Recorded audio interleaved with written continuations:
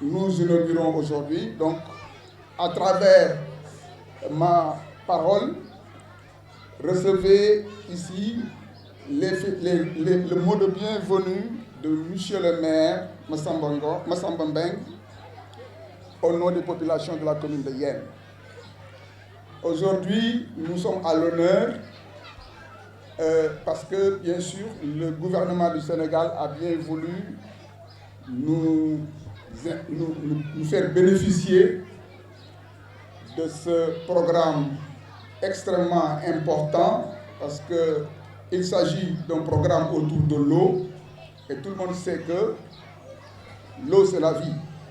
Notre mot de bienvenue,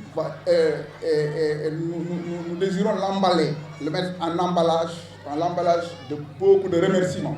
À l'endroit d'abord, bien sûr, du ministère du gouvernement du Sénégal, à travers le ministère de l'Hydraulique et de l'Assainissement, mais également de l'AFD qui a bien voulu apporter son assistance à ce gouvernement.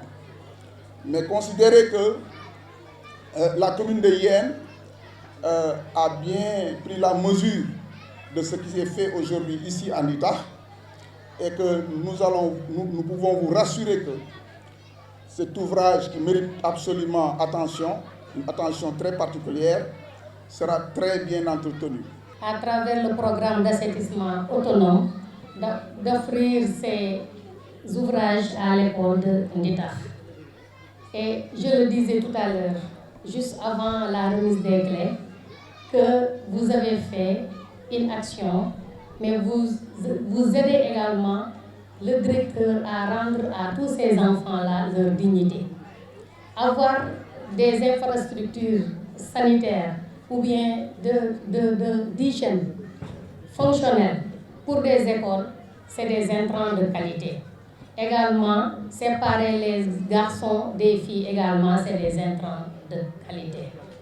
Et on a pu voir que vous avez même pris en compte l'inclusion. Et ça également, c'est très bien et j'applaudis des deux mains. Nous venons donc de recevoir un édifice important.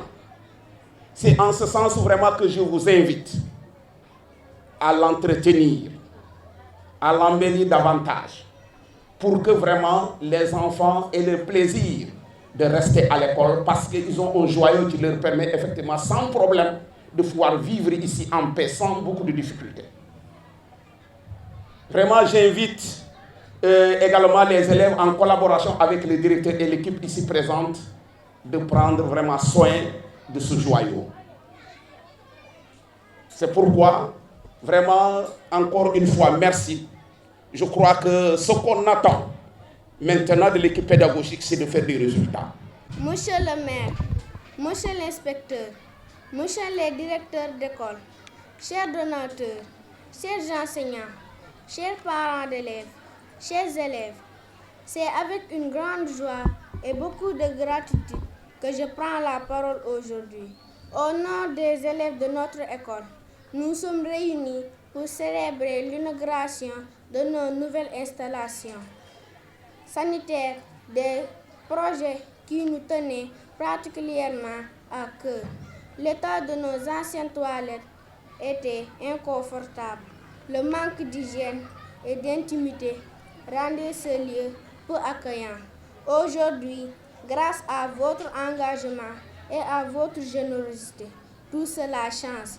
Nous tenons à exprimer nos remerciements les plus sincères à l'État du Sénégal, à l'ONAS et à l'Agence française de développement AFD. C'est avec une immense joie et une profonde gratitude que je me tiens devant vous aujourd'hui au nom de toute la communauté éducative de notre école. Nous sommes réunis pour célébrer un événement marquant, l'inauguration des édicules pour le bien-être et la dignité de nos élèves. Je souhaite adresser mes plus sincères remerciements à l'État du Sénégal, sous l'impulsion de ses dirigeants, la priorité donnée à l'éducation et à l'amélioration des conditions d'apprentissage dans nos écoles est une réalité tangible dont nous bénéficions directement aujourd'hui. Notre gratitude s'étend également à l'Agence française de développement, AFD. Son engagement en faveur de l'assainissement et de l'hygiène en milieu scolaire est crucial pour garantir un environnement sain et sûr à nos enfants. Je salue l'expertise et le travail remarquable de l'ONAS et de Kéliman Entreprise. C'est avec un grand enthousiasme que je prends la parole au nom de M. Seyni Diène, directeur général de l'Office national d'assainissement du Sénégal, empêché à l'occasion de la remise des clés des toilettes scolaires réalisées dans le cadre du projet d'assainissement autonome de Dakar. Je voudrais à l'entame de mes propos remercier l'Agence française de développement qui est l'un des partenaires stratégiques du ministère de l'Hydraulique et de l'Assainissement dans la mise en œuvre des projets structurants comme celui-ci dans le domaine de l'assainissement. La contribution de l'Agence française de développement est porteuse d'amélioration des performances de l'Office national d'assainissement du Sénégal.